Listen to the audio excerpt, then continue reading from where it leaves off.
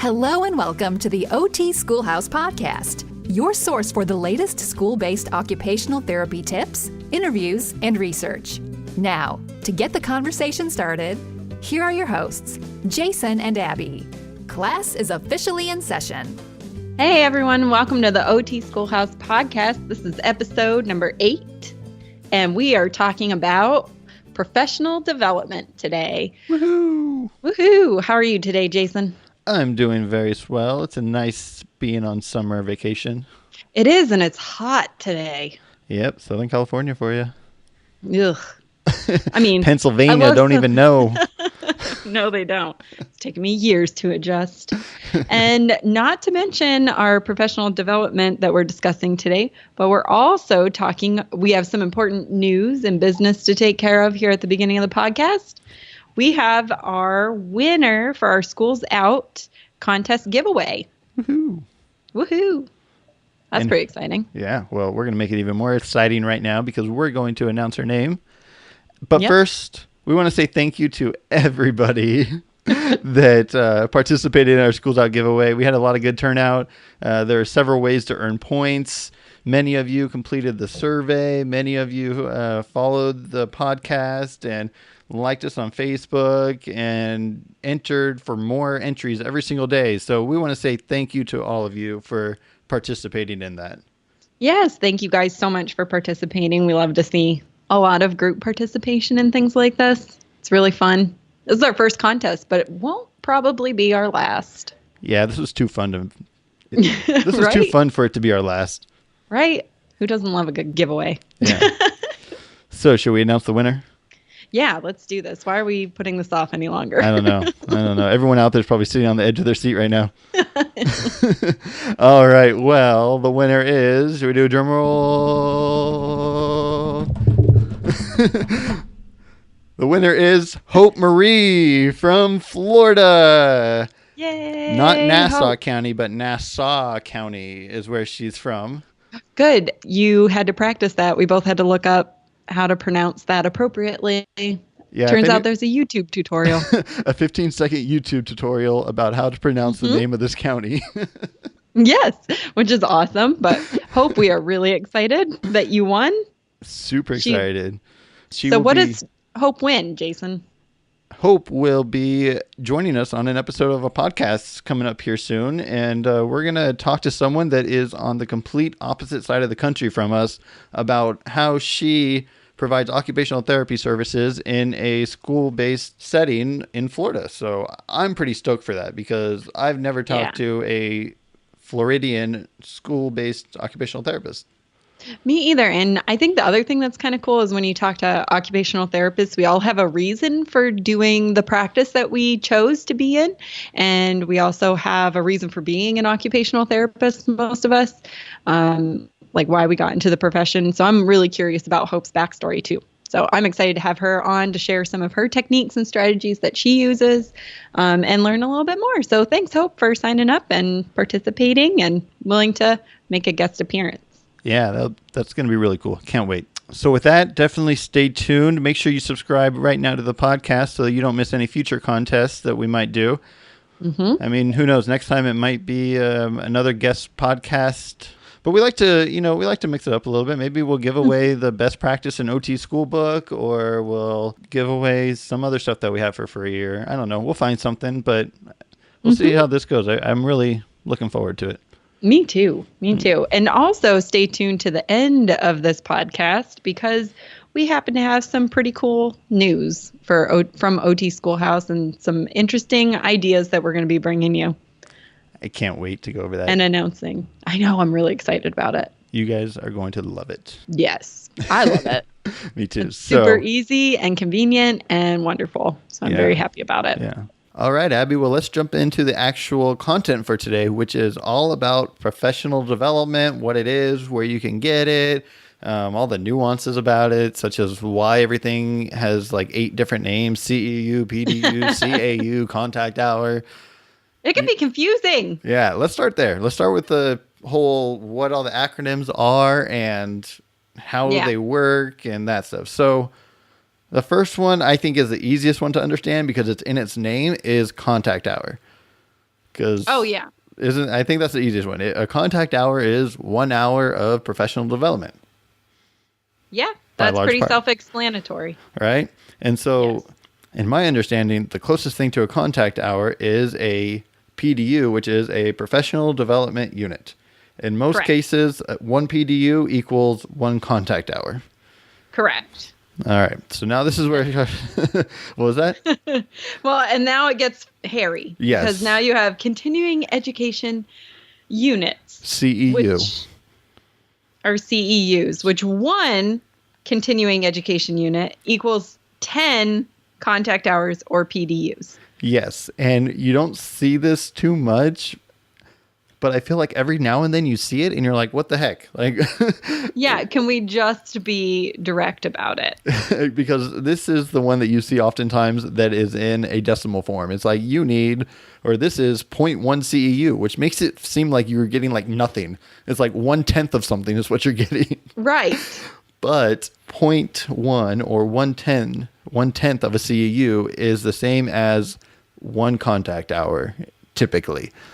Right. Hence, 10 contact hours equals 1 CEU, continuing education units. Correct. Aye. All right. And, yeah. and then to top it off, it seems like every board or state, they all follow something a little bit different. And then you have the NBCOT that follows the PDUs. And so you just have to know. Oh, and CAU. Yes, which... Let's see if you can get it this time, Jason. See, now I can. Competency Assessment Units, CAUs. Yes. In essence, this is basically the same thing as a PDU. It's typically 1 hour equals 1 CAU. However, there are some instances where it equals 1.25 contact hours. 1 CAU does. In other instances, and we'll get into this a little bit, because you don't always measure something in hours when it comes to NBCOT. You can earn CAUs by publishing. And how do you measure how many hours it took you to publish something? And so that's where they have to break it down into competency assessment units. So we'll get into that in a minute. And we're actually going to share on the show notes, otschoolhouse.com/episode 8, a resource that points you to the NBCOT website that kind of explains a little bit about what you can do. And we're going to talk about it in a minute, about what you can do in order to earn these CAUs. There's like 32 different ways, and we're going to get into some of them in a minute here.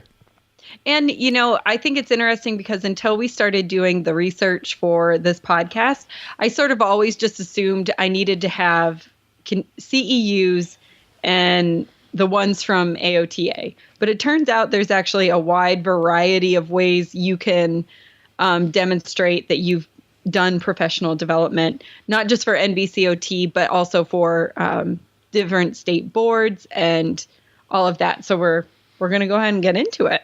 Yeah. So another thing we wanted to touch on, I think everyone listening, or most people that listen to this podcast, are either an occupational therapist or a certified occupational therapy assistant.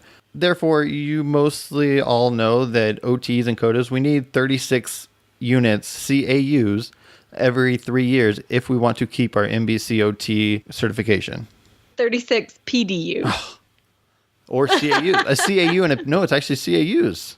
Oh, it's CAUs? Yeah, that's what... I thought we needed 36 Well, PDUs. they're the same thing, remember? But they're not. Oh, God. Okay. So, yes. So you need 36 hours. Yes, you need 36 hours, basically. But again, not everything's measured in hours, so you need 36 units. Right. Or 3.6 CEUs. Exactly. So, now that the math portion of this podcast is over, we all need CEUs if you're an occupational therapist, or as a COTA, even if you don't need NBCOT as a certification, such as if you are in a state where they only require licensure and not certification, you very likely need some sort of continuation to suffice for your state's licensure. So every state's a little bit different. And so we are going to actually put up another resource for each state. It's directly from NBCOT, and it shows you what states require what type of continuing education.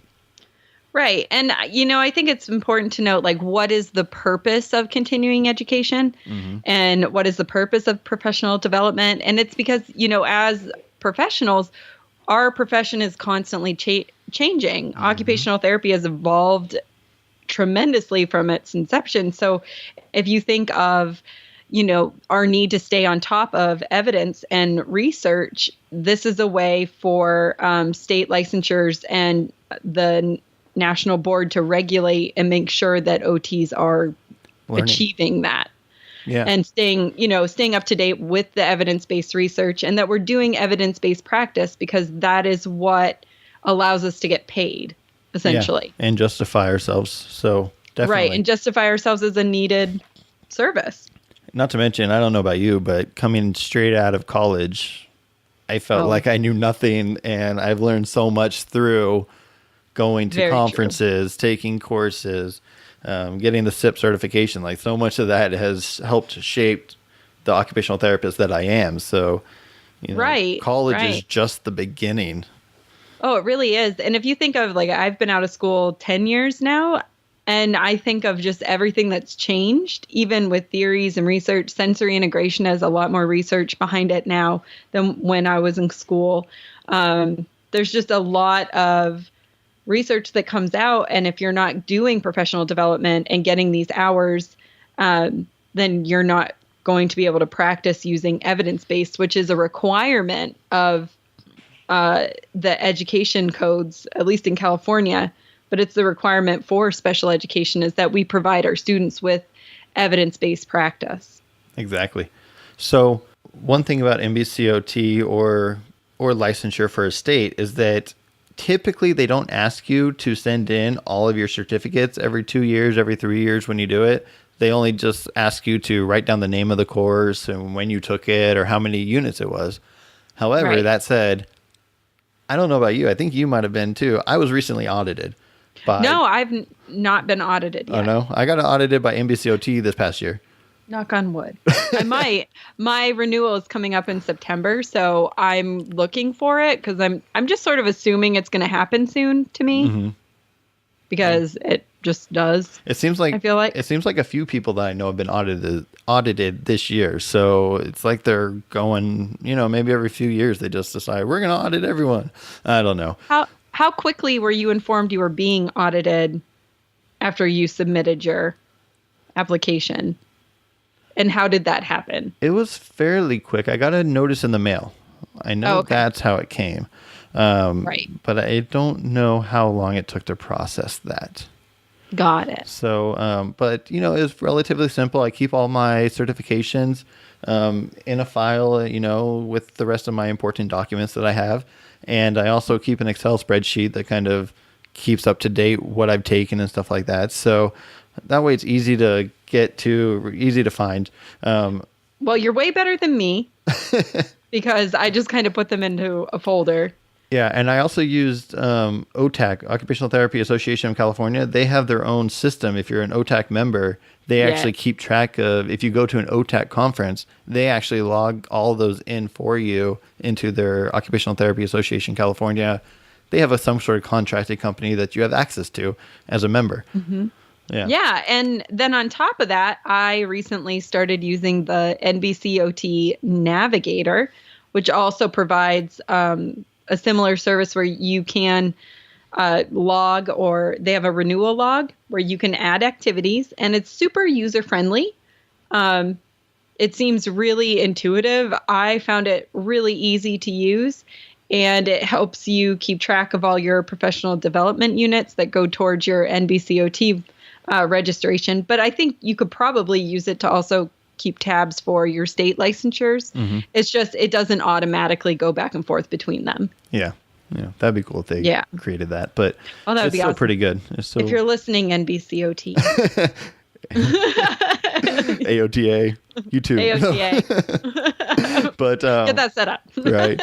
No, but speaking of NBCOT, we can jump into the different ways that NBCOT, or not the different ways that they do, but they have 32 different ways that you can earn CAUs, PDUs. And so we're not going to mention all 32 because that's quite extensive, and the likelihood of you using all 32 is probably not likely because you're not all researchers. But we're going to go over a few of them, and one of the ones is what Abby just mentioned is actually the NBCOT Navigator. And so what did you find on the Navigator? So even on the Navigator, when you sign up, and it'll give you your certification number, whether or not you're active, and then right at the top it says, well, on mine, because I haven't put them in yet, it says 0 out of 36 units completed. This is not an accurate account because I have done some continuing ed. However, then you scroll down and it'll have, you can click on certification or navigator or services, and it will help you go through that. But the biggest thing would be like the renewal log as well. And then it pops up with a list of relevant CAUs that you can take, and then it will log those in.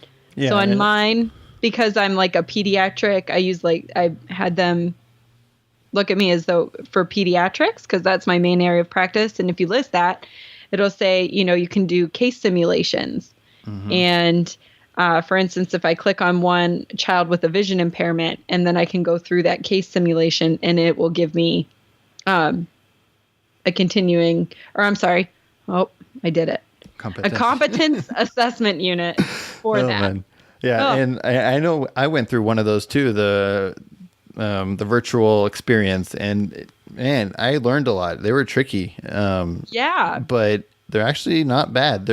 I'm not going to lie, they're not the most entertaining thing in the world, but they're actually, the content involved is pretty darn good. So yeah, that's one way you can earn. And it says, too, as part of this Navigator, that units earned in NBCOT's Navigator are accepted by 38 states and the District of Columbia. And if you click on you can find your state if you click on the link and see if it is accepted by Navigator. Oh, and it turns out there are a ton of them. The only ones that do not accept it are in gray, and then there's some contingent upon any additional state-specific requirements. So it happens to be the state that we're in, California. Of course. So. And Pennsylvania, the other state I'm from. So it turns out that would be the only thing. But at least they have a pretty easily accessible map, and it really looks like there's only 10 states that do not use this as part of their continuing ed toward your state licensure. So I think Navigator is a really good thing to check out. Yeah, definitely. It sounds like you can do some cool stuff, and because most of us have already paid for it too, so it's basically free. And you can create a reading list for yourself and use ProQuest of research articles you need to read, and then looking through your Navigator history as well. So I personally think it's a really cool tool. Yeah. So a few other ways that you can earn CAUs is through volunteering. 5 hours earns you 1 CAU. You can actually, how we all read these articles that are peer reviewed? Well, there's actually a way to be a peer reviewer, and you earn 5 units of CAUs for every article that you are part of reviewing. I don't even know how to do that, but that sounds cool. You can mentor a OT colleague. That gives you 1 unit for every 2 hours that you mentor a colleague. You, of course, have to, keep track of what you did, what the mentee's goals were, and kind of how you help them. But that's a kind of free way to do that, to earn some CAUs. Right. And I'd say, that's really great if you're certified in something really specific and you want to mentor an OT colleague in that. Like if you're really good at feeding, and maybe I'm an OT that works in schools with a certain population, I need mentoring on feeding because I'm not as skilled in that area. We would just need to set goals for that mentorship and find a way of documenting it so that you could earn those credits for mentoring me if there's anybody out there who wants to do that. Right. Actually, you know what? Later, it actually says that also the mentee can receive CAUs as well. Oh, cool. So both people earn some of the CAUs. Some other ways, of course, if you present at a conference, that earns you 2 units for every hour of the conference that you present. Same thing with a poster. You earn 2 units for every poster presentation you present. Being an adjunct faculty member earns you some credits. And, of course, the most popular is actually courses. Right. Online courses that you watch, or attending seminars, or doing a certification of some sort, or going to a conference. Those are all ways that you can earn CAUs through NBCOT. One good thing, we didn't mention this earlier, it popped up on my screen right now, is that if the course is an AOTA approved provider, it seems like that they can actually provide 1.25, so 1.25 CAUs for every hour of content, versus if they're not AOTA approved, it's only 1 hour or 1 unit for 1 hour. So I guess that's kind of a perk of it being an AOTA approved. Right. So you could earn a little bit more for less time if you're going for your NBCOT. Mm-hmm. And then the last one I really want to mention is that being a fieldwork supervisor, that gives you 1 unit of CAUs for every week that you're working with a student. And so whether it's level 1 or level 2, you get 1 unit per week per student. So that's kind of cool. Yeah. So. And it's something it's funny. Until we started researching for this, Jayson, I didn't consider all of these as continuing education. I probably could have been claiming a lot more of continuing ed than I realized I was. Yeah. One was even giving a seminar to a related service. It doesn't even need to be a seminar for OTs. It can be a seminar for related services. So if you give a in-service at your school, or at your place of employment, your district, for related services, which in my opinion include special education teachers, aides, because those are ones that need this information, you can actually earn continuing education for that. And you can only do it one time per that course that you give, but that's still cool. Yeah, definitely. So let's get into the next phase, which is where can we earn, I should say, professional development. And we have a list of about 9 places. We're going to go through this first one, second one, and third one probably pretty quickly, because I think we've already killed it a little bit. We have. NBCOT. Obviously, we've said, you can go on there. There's so many ways that you can earn continuing education on NBCOT through the Navigator tool. And they have articles that you can review and ways that you can earn. So check out NBCOT, and I hope everyone is NBCOT certified still. It's just a good resource to have. It really is. And it makes it easier with state licensure in a lot of states to have that certificate. So the next one will I think most people are pretty familiar with the AOTA website, and they do provide some online free as well as paid professional development on there. You can even earn professional development by reading the Best Practices in School-Based OT book, which I know so many people have and reference to a lot. So for every 2 chapters that you read, you can do a small write-up, and you earn 1 hour of CAU. I better get on that. I've read a couple chapters. Right? It is a very big book. It is. I was surprised by it. Take your time. Yeah. But it's actually not too hard to read, some of it. So no, the chapters are short and very fast and very on point to what the purpose of the chapter is. I found it to be a really good resource. Yep. So another thing is the AOTA conferences, of course. Everyone wants to go to the AOTA annual conference. Shout out to New Orleans next year. Yeah, New Orleans. I didn't realize it was in New Orleans. We should go, Jayson. We should. But then AOTA, they also just recently started holding their annual school-based conference. So I can't remember where that one is coming up later this fall. But I didn't make it to last year's one, but I kind of want to go to this one. So we'll see. Yes. And then, of course, your state organizations. Most states have some sort of state conference every year, and you can attend that. And some states even have their own webinars and seminars online. And so those are they're pretty cheap typically, because it is a state organization. They're trying to give back to their state's OTs. And as long as you're a member, they're relatively affordable to take. That's true. Yeah. So, all right. Now we have a few of the more mainstream websites that are out there that many people use for earning professional development. Some of these have, actually the 3 that we're going to talk about real quick actually have a year-long subscription. The first one is MedBridge or medbridgeeducation.com. And they have a lot of classes, actually, both this one and the next one, occupationaltherapy.com. I'm really impressed by what they have online. They got a lot. They do. Absolutely. And I was watching one recently on occupationaltherapy.com. It's actually by Winnie Dunn. And, everyone wants to hear from Winnie Dunn. And so she was talking about, how to be really inclusive in the schools. And it was really cool. And for $99 a year, that's not too bad. So MedBridge is a little bit more pricey. It costs, I think what they say the cost is $375. Typically, they have some sort of promotion for $250. But actually, OT Schoolhouse, we actually talked to them, and we're able to offer a $200 per year subscription, and that's a 20% discount from the $250 promo. So all you have to do if you want to go over to medbridge.com or medbridgeeducation.com and start up that subscription, it's it's $200. You just use the code OT Schoolhouse for the discount, and you'll get that for a little discount. Right.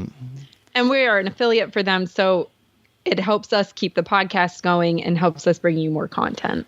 Exactly. Same thing with occupationaltherapy.com. We don't have a promo that's cheaper, but for them too, if you use a link through our show notes or somewhere on our website, we do actually earn a small commission off of that one as well.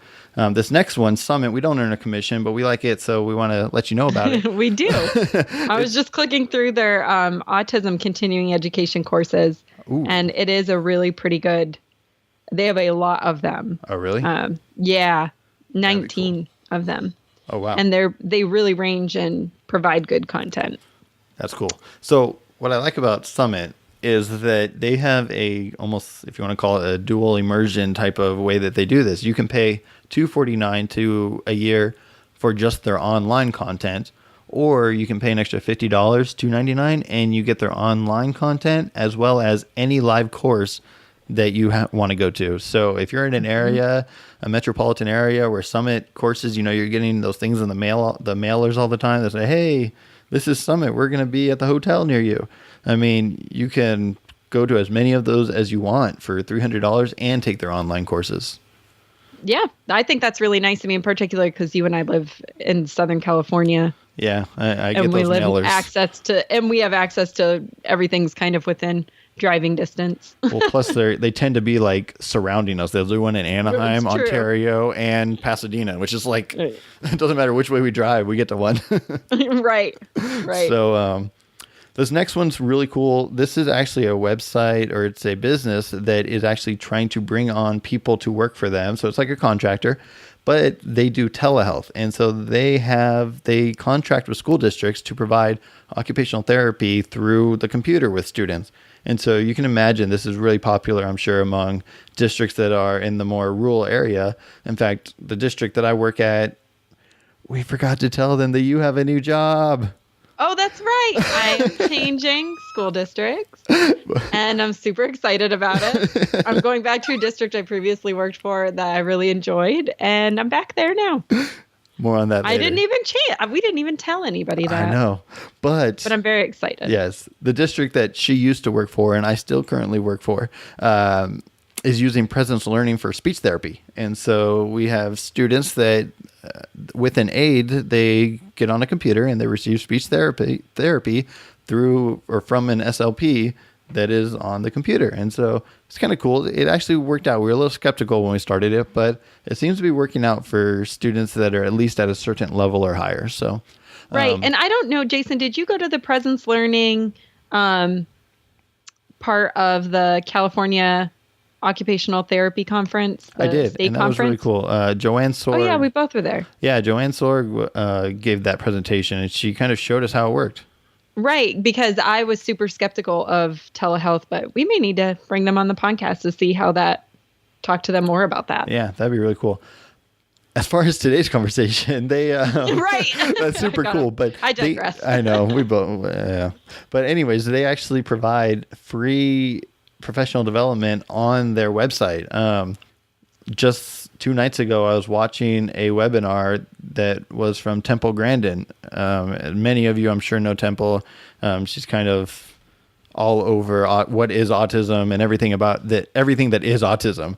And so it was a free 1-hour course that was directed by Temple Grandin. And at the end, I got a certificate of attendance.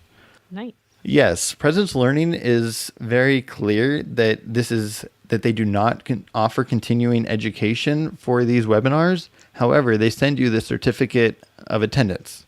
Does it have the amount of time? It does. It shows the amount of time in minutes, how long it was. And so I want to call NBCOT and ask them about it, because it's strange that they say we do not provide professional or continuing education is the term that they use, but then they send you the certificate of completion. So I'm still interested. NBCOT, AOTA, they don't always make it easy to know what it is. And that's why we're trying to talk about it here today. So right. It is kind of confusing. It still continues to be sort of confusing, but you always have to check with your state licensure guidelines, of course, and then just checking in with NBCOT's list. Yeah. Really. Yeah. So one more that we put on here it's PocketOT.com. And this is actually a smaller, she's an OT. Her name's Cara Kocinski. She runs PocketOT.com. She has a few courses on there, like 5 or so. And they're 2-hour courses that she charges about $50 for. And 2 of them are one's called Is It Sensory or Is It Behavior? And the other is Learning Disabilities and ADHD, a toolbox for OTs. And so this is just a person, she seems like she knows what's going on. She's got a fantastic website, just doing a lot of things. And I know she is a presenter at other conferences. In fact, she even has a course on occupationaltherapy.com. So, I mean, $50 a course is super reasonable. Yeah, for 2 hours. In my opinion, for 2 hours. Yeah. I've been meaning to check out Is It Sensory or Is It Behavior, her course, and I just haven't done it yet. So I can't yet speak to the quality of it, but based upon what I've heard about her and what I know about Cara, I'm sure it's amazing.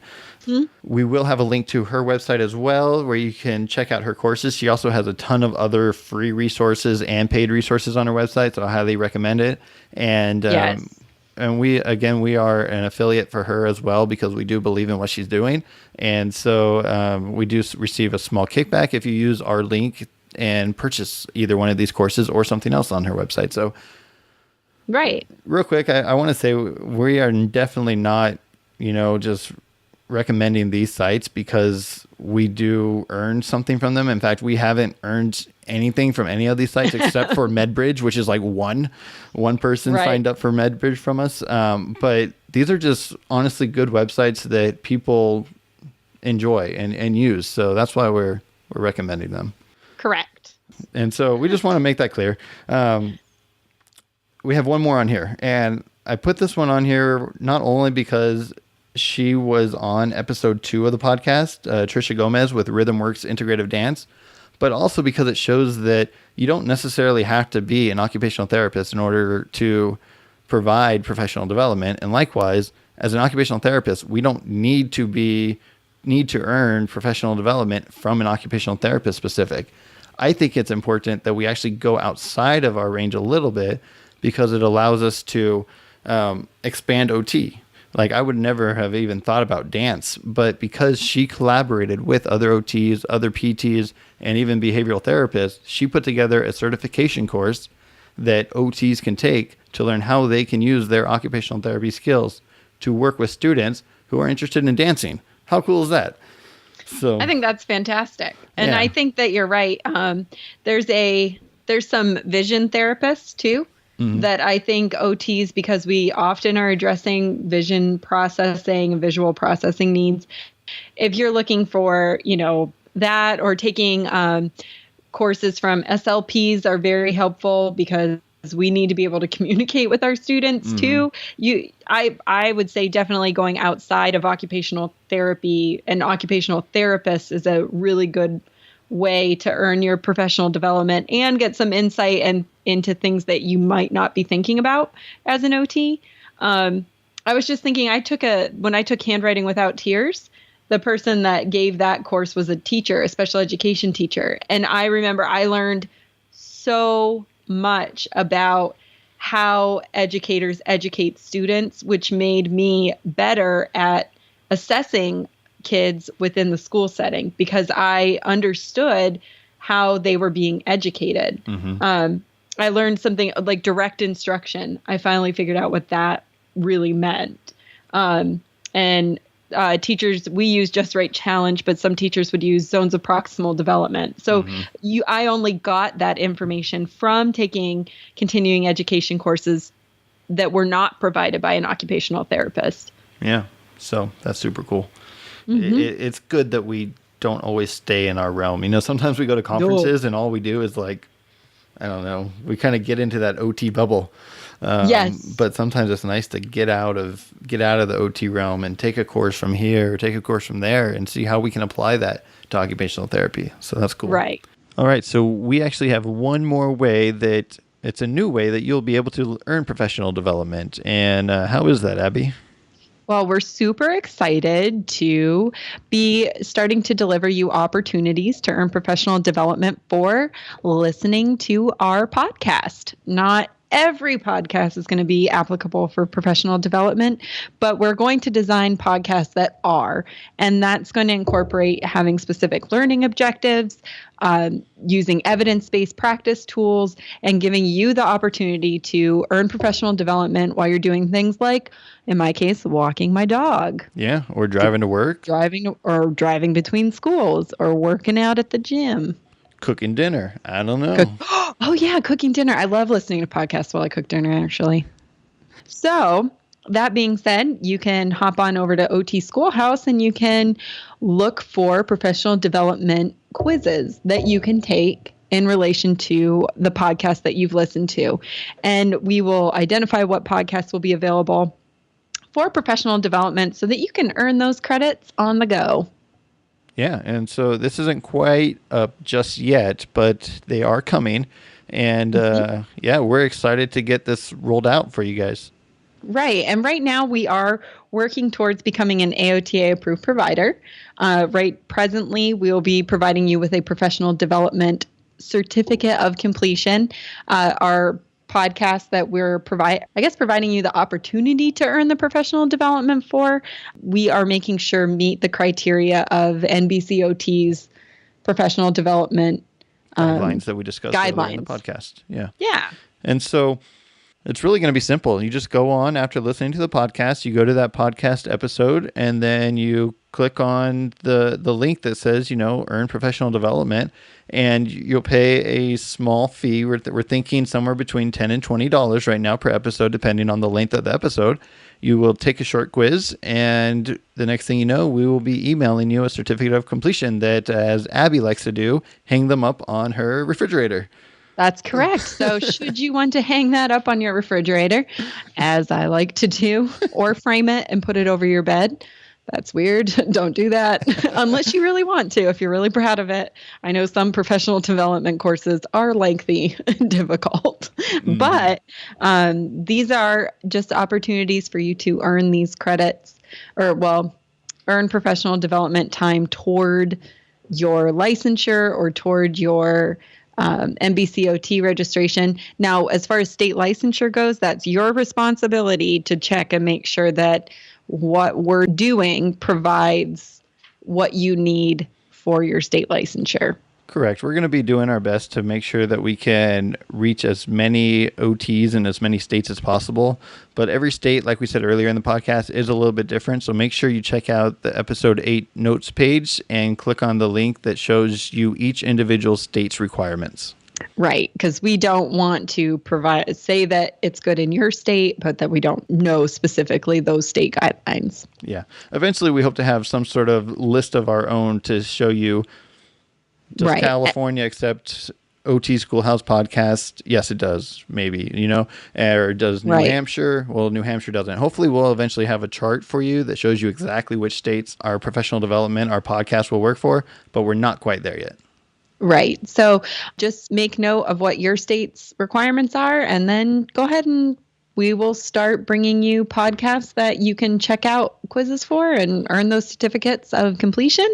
And yeah, I'm super excited about it, actually. I think it's a new platform and it's exciting. Yeah, me too. And so make sure if you haven't already, hit that subscribe button up on the top so that you know as soon as the next episode comes out. There is a very good chance that the next episode will be a professional development opportunity. So stay tuned. Right. Yeah, stay tuned. And with that, we are going to say goodbye today. We hope you are enjoying your summer vacation, and we look forward again one more time to speaking with Hope Marie in the near future. And thank you again to all of the participants, and make sure you're looking out for a special thank you email from us. We'll see you next time. Take care. Thanks, everybody. Thank you for listening to the OT Schoolhouse Podcast. For more ways to help you and your students succeed right now, head on over to otschoolhouse.com. Until next time, class is dismissed.